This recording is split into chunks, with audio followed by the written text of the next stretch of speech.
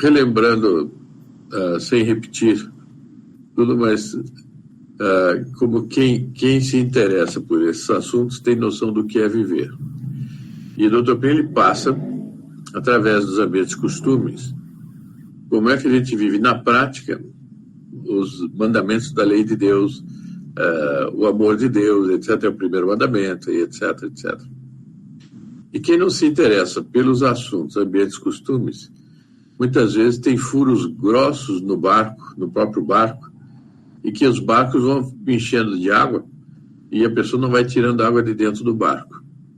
E vai levando uma vida misturada entre revolução e contra-revolução. Ora, acho que ainda hoje estava ouvindo uma reunião que o senhor Ureta deu, e que nenhuma obra religiosa, nenhuma ordem, foi chamada a ter uma tal integridade de visão global das coisas debaixo do ponto de vista RCR, como a obra de Dr. Plínio. Por quê?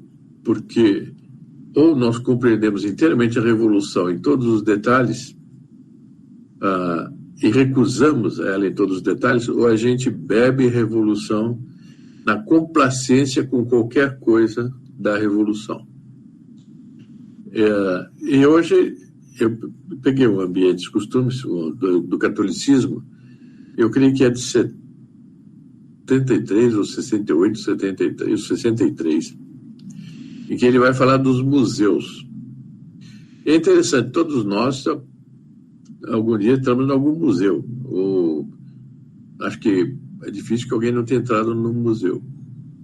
Nós vimos lá as coisas, tal coisa interessante, outra coisa interessante. Mas o que ele diz ensina a gente como que a gente deve ver os museus. E eu via que eu não tinha explicitado conforme ele explicitou. E isso é muito útil. Então, museus, ossário da cultura. Eu pergunto para o pessoal mais novinho, sabe o que é ossário? Quem não sabe o que é ossário? Ossário? O que é ossário? Vamos? Ossário. Ossário é o seguinte, no cemitério, por exemplo, tem um local que eles vão tirando dos túmulos os cadáveres que já se desfizeram, se decomporam, e colocam em umas caixinhas menores os ossos ali. E aí essa caixinha fica depositada no local que está cheio de caixas de ossos, de um monte de mortos.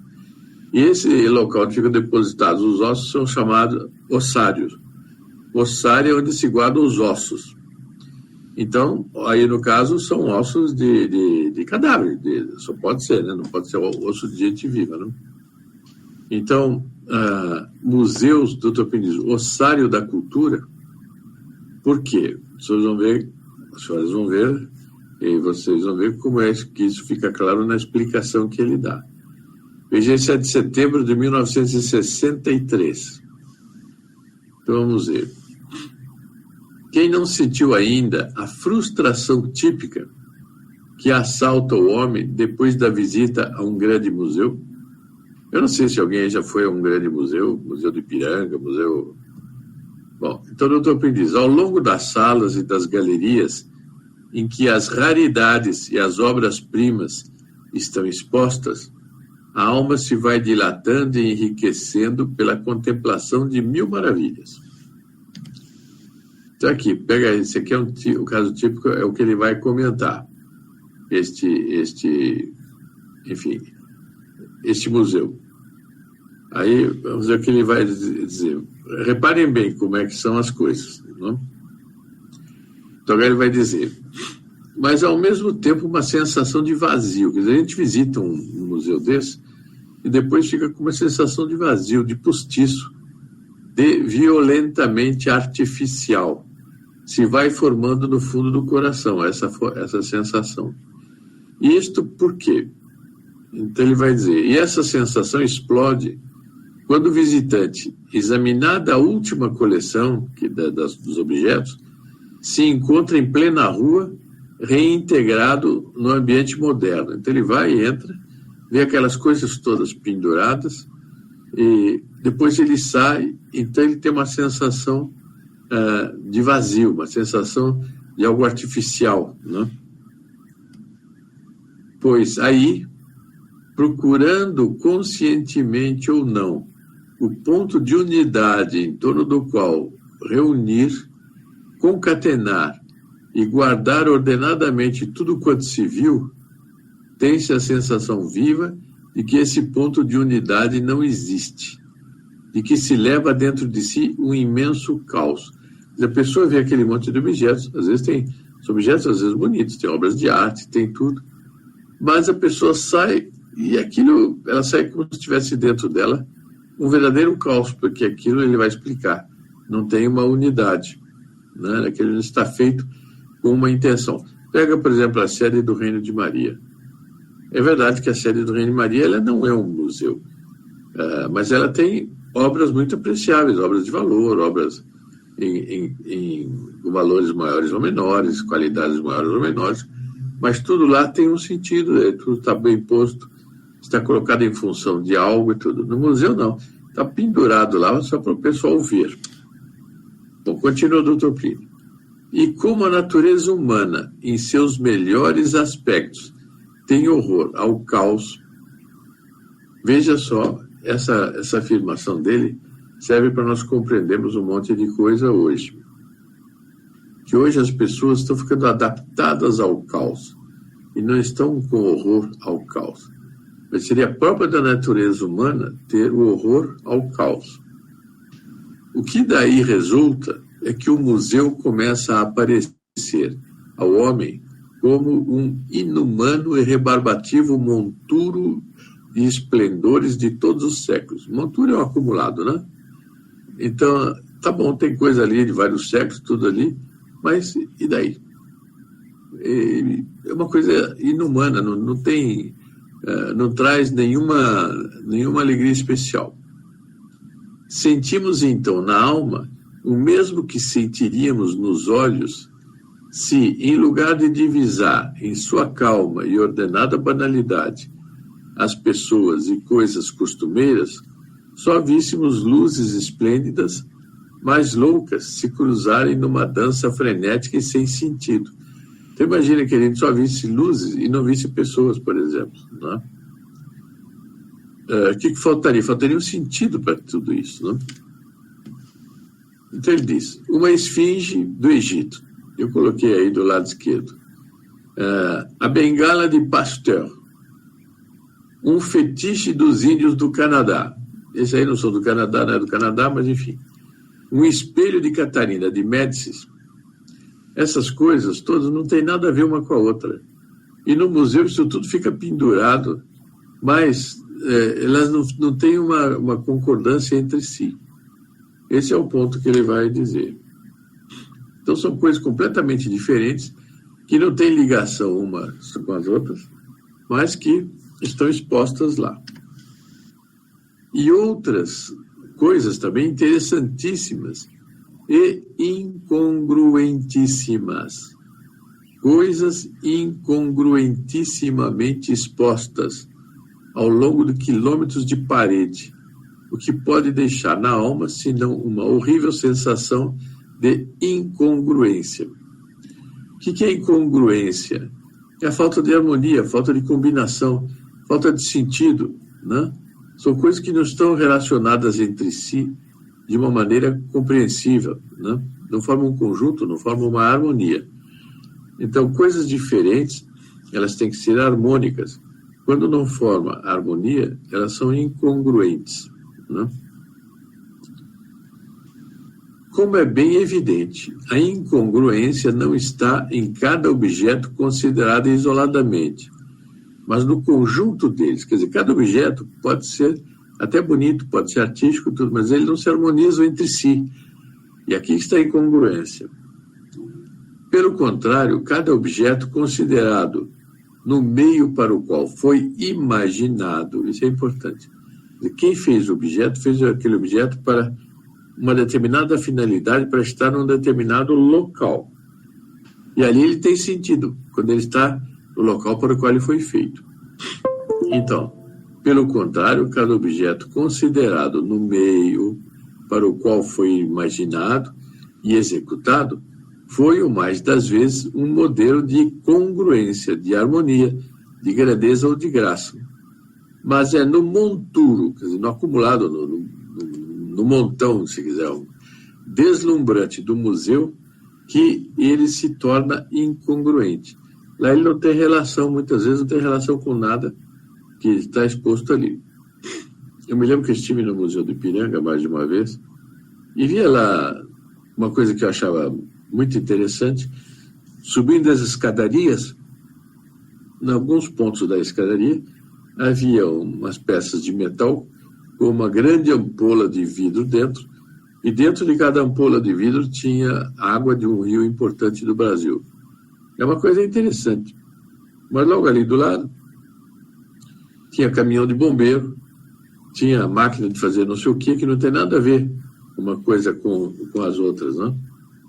Moral da história, as coisas não são relacionadas entre si. Os museus do século XIX apresentavam mais das vezes este lamentável aspecto de caos. Um exemplo disto é o Museu de Chantilly. Foi um museu que foi feito dentro do Castelo de Chantilly, legado pelo Duque d'Aumale ao Instituto de França. Então, esse Duque d'Aumale era um descendente, ele era um descendente dos Condé. E ele legou o castelo para ser um museu. Então, nessa mansão célebre, nos fastos do Ancien Regime, que era célebre no tempo do Ancien Regime, gostar-se-ia de encontrar o ambiente em que se desenrolou a existência pomposa dos príncipes de Condé. Então, a pessoa vai visitar o castelo de Chantilly. Aliás, o creme Chantilly foi descoberto nesse castelo, pelo cozinheiro desse castelo. Daí ele se chama creme de Chantilly. Só que a pessoa vai lá para visitar o Museu de Chantilly e não tem nada da história, assim, do que era a maneira de viver dos príncipes de Chantilly, como é que eles viviam. Então aqui, por exemplo, tem uma... Bom, deixa eu ver quem entrou. Então aqui é como está hoje. Veja só. É assim que está. Eu coloquei a foto que está no catolicismo. Mas veja só. Essa fileira de quadros, tudo, ele não tem uma unidade. Agora aqui é o Castelo de Chantilly.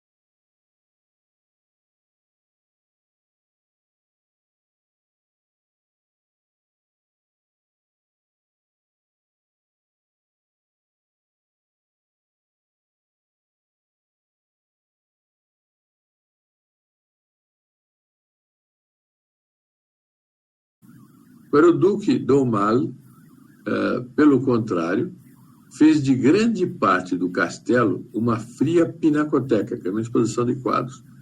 Um verdadeiro depósito em que os quadros se sucedem sem ordem nem graça. Móveis insípidos do século XIX convidam de quando em quando para o repouso o visitante. Tem uma coisa que, no local cheio de histórias, juntaram um monte de coisas que eram coisas de valor, mas postos de uma maneira que não tinham sentido. Então aquilo não produzia o efeito benéfico que seria de se esperar. Para obviar esse inconveniente, quer dizer, para contornar esse inconveniente, alguns museus mais recentes passaram a agrupar os quadros e outras peças segundo as épocas ou os temas, mas não segundo a história. Provocam, assim, certa sensação de ordem. É o que se observa, por exemplo, no Museu de Belas Artes de Rennes. Vai aparecer aqui, ó. Esse é outro. Esse tem um pouco mais de sensação de ordem. E não aquele outro, parece uma disposição das coisas sem nenhum sentido. Veja esses papeizinhos brancos, essas plaquinhas. Aí deve dizer quem pintou, de que época foi, etc. Mas não mais do que isso. Bom, sem dúvida, há nesse museu mais ordem que em Chantilly, que foi esse último que nós vimos. É um depósito bem ordenado, mas continua a ser um depósito. Esses quadros foram feitos para capelas, esses daqui, né? Foram feitos para capelas, para mansões senhoriais, para catedrais ou palácios. Eles só ficariam inteiramente bem nos lugares para os quais foram feitos. E isto se pode dizer também de obras-primas de outros gêneros que não a pintura. Fora de seu habitat natural, a obra de arte, o mais das vezes, perde a sua vida. Aqui que está interessante o que o Dr. Plínio explicitou. E passa a ser como as ervas ou as flores secas e mortas de um museu de botânica. Quer dizer, se tem um museu de botânica, quem vai pôr flor seca e morta no museu de botânica? Ele deve ter coisas vivas. Assim, a verdadeira solução para a organização dos museus seria de esvaziá-los, não de todo, mas em larga medida reintegrando os objetos em seus ambientes próprios e assim tornando-os mais compreensíveis e naturais.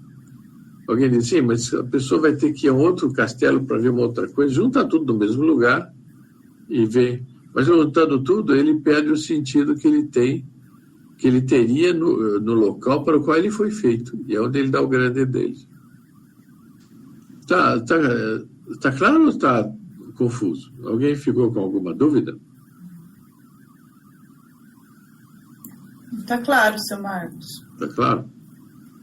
Bom, agora ele vai citar o que diz São Pio X. O que tantos especialistas não veem, viu o gênio de um santo. Eis o que pensava sobre os museus do Papa São Pio X, segundo narra o cardeal Merry Delval. Aí tem uma foto de São Pio X e outra do cardeal Merry Delval. Bom, São Pio X é um monumental colosso que nós conhecemos. Cardeal Merry Delval, outro colosso que nós conhecemos, ele era nobre espanhol, e ele, em princípio, seria o ideal que sucedesse São Pio X, seria ele. Mas não foi o que aconteceu. Ele morreu cedo. Estranho, não? E São Pio X também. Bom, então o que dizia o cardeal Merry Delval falando de São Pio X?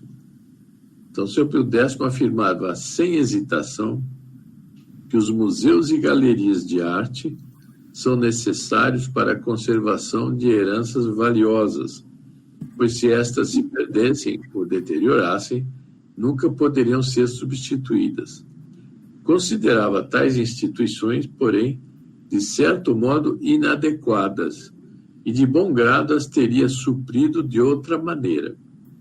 Sustentava a opinião de que as obras artísticas e históricas deviam permanecer no lugar para o qual haviam sido criadas, e que o retirá-las dali desfigura a miúde o fim buscado por seus autores.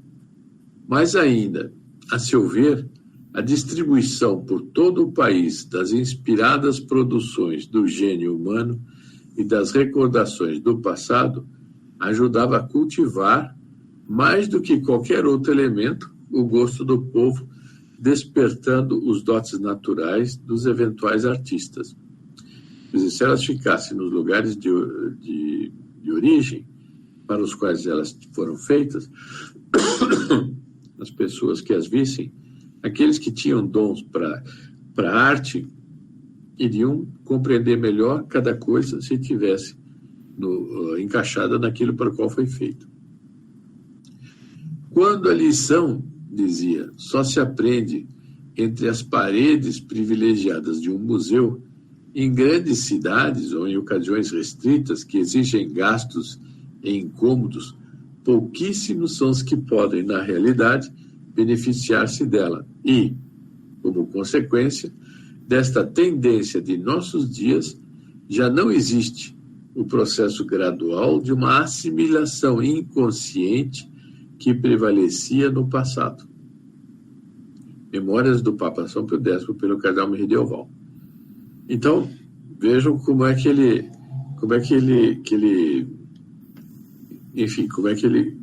detectou isso. E aqui tem uma foto do Dr. Plínio e, evidentemente, de Nossa Senhora, que as inspirações dele que nos formam, né? São extraordinárias. Agora, eu vou voltar